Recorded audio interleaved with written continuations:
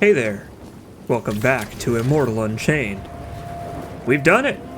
We are now the Master Orb Toucher.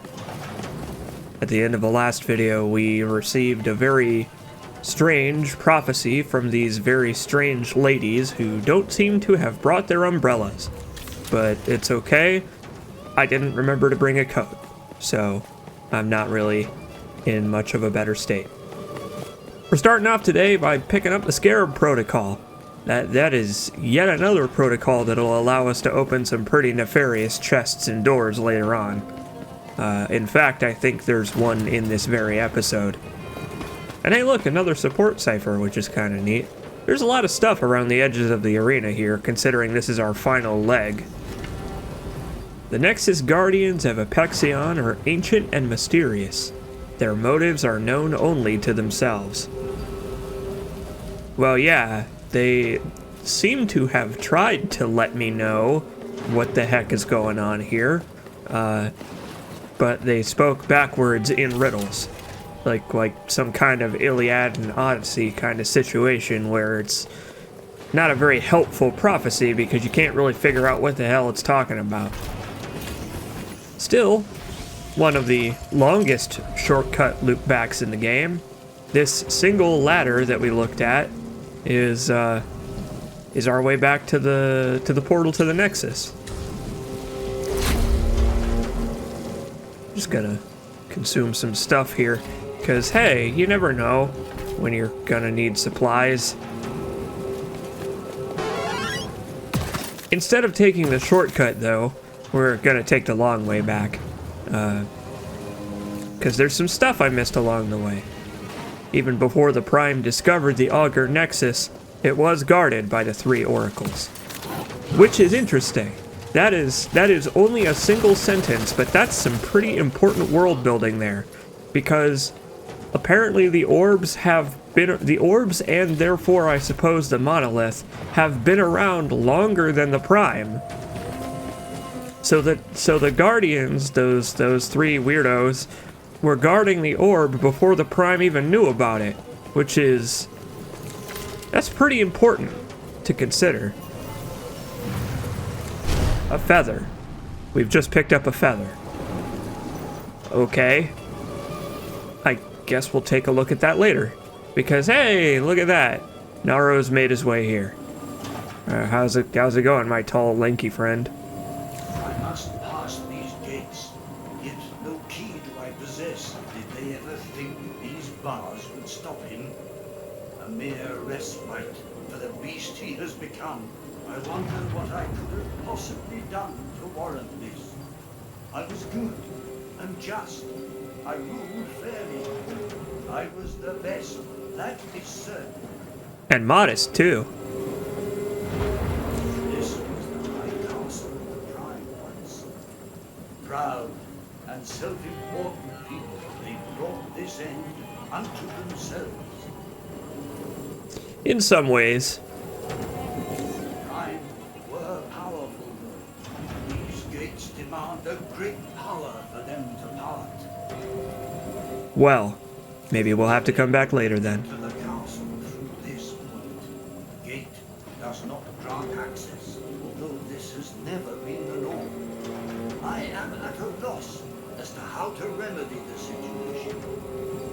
Well, Naro, maybe we'll be back once we touch the monolith and deliver the knowledge that we've gained from the orb touching. 'Cause hey, that is a pretty imposing fortress. I very much would like to see what's inside. Oh no! Yeah, forget all this. We're just gonna warp back. Or, well, you're gonna warp back. I'm gonna walk back. This is the last time, however, that we will have to do this, because, thankfully, I guess it's time for me to reveal that this game has fast travel, and we are about to unlock it, because we have completed the first leg of the journey. What with the orb touching and stuff. Mercenary makes shotguns better. Predator is one of the most useful aspects in this entire game. Predator gives you extra ammo when you kill enemies, which is ludicrously good for sniper rifles, which can already kill enemies in one hit. And the best part is we got 2 of them. Unfortunately, in one of the first major balancing patches, they made it so that Predator doesn't stack. It used to stack, which meant that if you killed an enemy in one shot, you would get 2 ammo back, so you could have infinite ammo while you were trudging through the bodies on your way to the next obelisk. Unfortunately, it does not stack anymore. So now we got to do things the old-fashioned way, but slightly more convenient way. The Worm Hunter Lancer, it's another assault rifle. Just a standard one. The worms of Decon are of a lesser breed than the extinct frost worms of Arden. Those who hunt these beasts use armor-piercing rounds to penetrate their thick scales. The hunters have mastered the art of dexterous dash attacks, as mobility is crucial when avoiding the ravenous bite of the worms. That weapon really looks like it's an energy weapon, but it's not, for some reason. I don't know why. Legion Long Gun. Although not very often, the 17th Legion does deploy snipers to protect their trenches and embattlements. Modified long guns are able to fire energy shots at long range, yet lethal precision has been sacrificed for the ability to fit grenade launchers onto the guns. So, I don't know if a grenade sniper rifle is a thing that exists in real life, but I hope it does. I hope there is a sniper rifle out there that you can put a grenade launcher on, because that sounds hilarious and silly. Trying to decide what I want to use next. We're getting to the point where I only want to keep around 1 or maybe 2 of each type of weapon, just so that I have something for every situation. But we got a bunch of melee weapons to look at here, so we'll check those out first. Favoring the double-edged axe for its capacity for bloodshed, frenzied human warriors charge into battle swinging them with both hands. Takes a lot of strength, so we'll just get rid of it.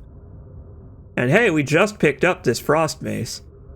The Deganites are praised for their weapon crafting, and even though their weapons are unwieldy in the hands of smaller races, they're carried by high-ranking officers across the cosmos.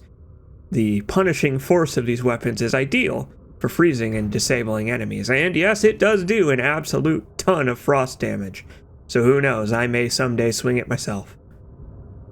In the hands of a desperate warrior, even the crudest of weapons can cause devastating damage to an encroaching foe. These axes are the axes that are carried by those red guys that you can't shoot in the front, the ones from Viridian. Those are the axes that those guys carry.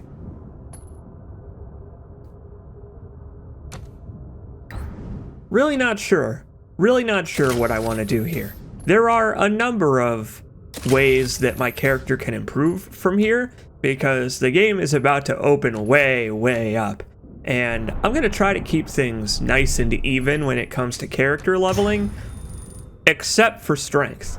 This is the point at which I kind of decided that I'm not going to focus on strength, because I've been mentioning occasionally so far that Immortal Unchained is very friendly to having a general character build.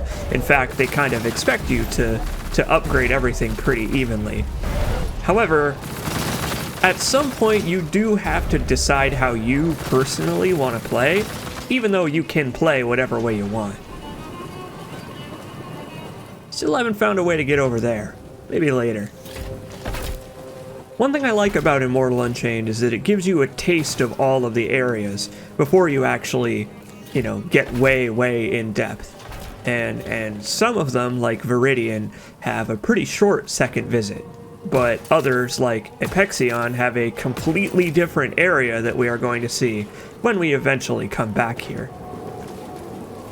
And another thing that I really appreciate is that once we have unlocked the next stage of the game, we can do it in pretty much any order. Like, it's a little bit rigid in the beginning here, because obviously if we went to Apexion early, we would just get absolutely torn to shreds. But as we head back to the core here, maybe let's consider where we want to go next, because the world is about to open wide up.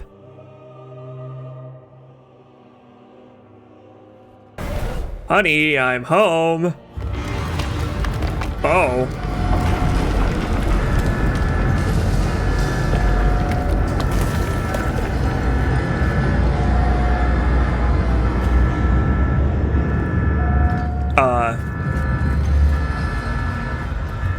Have you tried turning it off and turning it back on again? I hear that works sometimes. Hey, what the hell's going on? The reset has granted us respite, albeit for a short time. It is in your favor to become one with the monolith. Now is the time. You got it. Orb touching is finally complete. Hell of a journey it's been so far. But it ain't nearly over yet. Let's achieve enlightenment.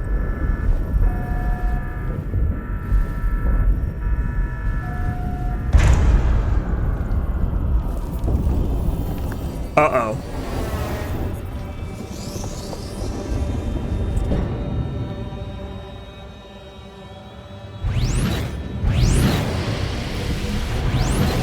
Oh no! Cyber orbs. The orbs are retaliating. And they brought friends.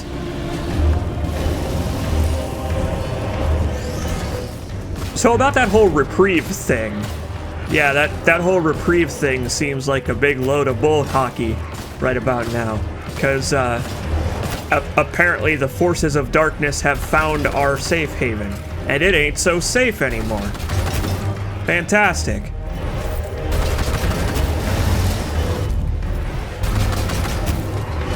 I always like when this kind of thing happens in video games, where your safe hub is assaulted and you have to use the geometry you've spent so long sprinting around to get faster, to get where you're going faster, as cover from enemy fire and all that stuff. I like that. I like hub invasion stuff, like when the Normandy in Mass Effect gets taken over by the Reapers or whatever. Stuff like that. I like having to defend the hub and the people that we have come to tolerate and respect somewhat. Naro is here. We just didn't get a chance to talk to him. We'll talk to him after. This is a mess. Oh hey, we were just talking about you guys. I like your axes. A little big on me though. I don't know. I would prefer a C. Jacobs-sized one.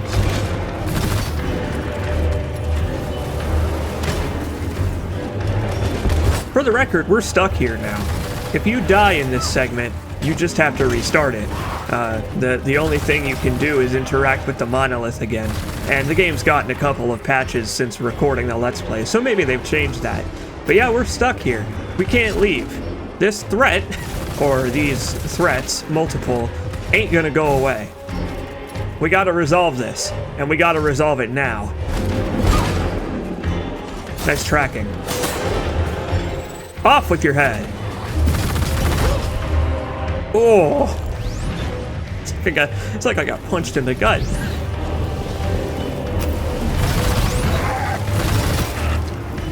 But yeah, it seems like the armies of the undead are being sent here by someone or something, and it's got a particularly goofy old school sci-fi teleporting effect. I don't know about that green teleport orb thing. It looks kind of silly, and that's not to knock the game developers, who I'm sure spent a long time working on the concept for the teleport orbs and stuff, but they don't quite fit with the rest of the aesthetic. Who's next? Let's do it. Chop Chop. Oh, what are you? Speaking of Chop Chop. Oh boy.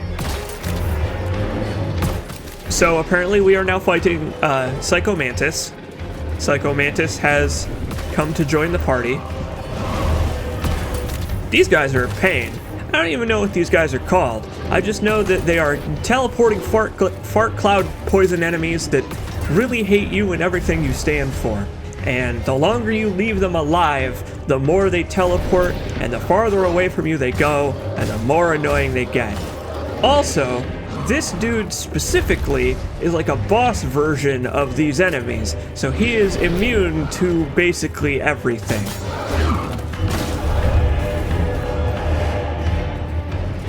Like, this guy specifically is a giant pain in the ass. I don't know what they were thinking. This guy doesn't have a weak point. If you shoot him in the back, it does the same amount of damage. What I'm trying to do here is exhaust his stamina so that I can stumble him, and then charge up a power shot. Because all we can really do is slowly whittle him down. Like, I'm sure he's intended to be a boss fight type guy, it's just, man, what a nightmare he is. I believe energy weapons just tear him apart though, so if you have one, which I do not, now's the time to bring it out. Nice headshot. Begone, foul beasts! There is no time to lose.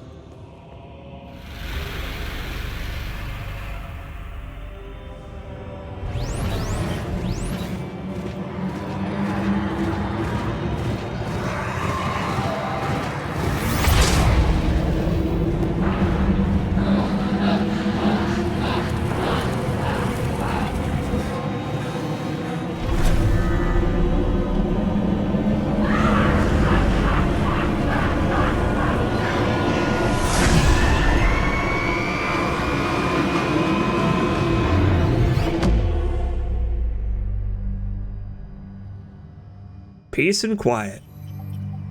The monolith is stable.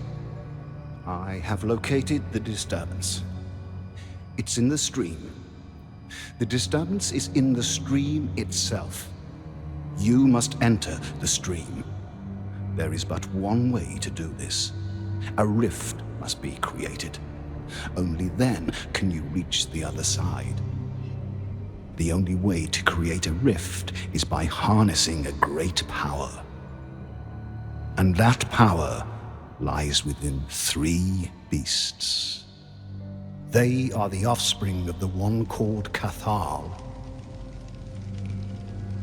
As he succumbed to madness, he tore out a part of his heart and broke it into 3 pieces. He used the pieces to give life to 3 beasts. In doing so, he granted them part of his power.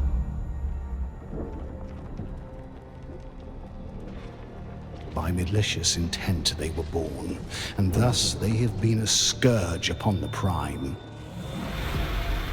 Malog, the raging storm. Eldest of the 3, he inherited his father's strength and cunning. Within him resides an unbridled fury, unlike any other. If unleashed, he will wreak untold havoc throughout the cosmos.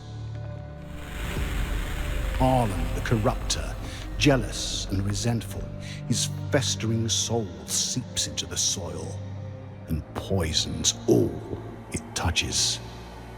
No world is safe from his foul influence. And the last beast is Iska, Queen of the Dead. Using the power granted to her, she forged the Abyss, the realm of the dead. From her throne of bones, she commands the undead armies that have now been set upon the mortal realms. They are destined to plunge the cosmos into darkness, to beget the end of creation. So says the prophecy. Kill them. Bring their hearts back to me. It is with their hearts that we will have the power to open a rift into the stream and stop this evil. Go, quickly. Sounds like a plan to me. I'm a big fan of stopping evil. I've done a pretty good job of that so far. You know, fighting the armies of the undead around every corner. I'd very much like to continue doing that.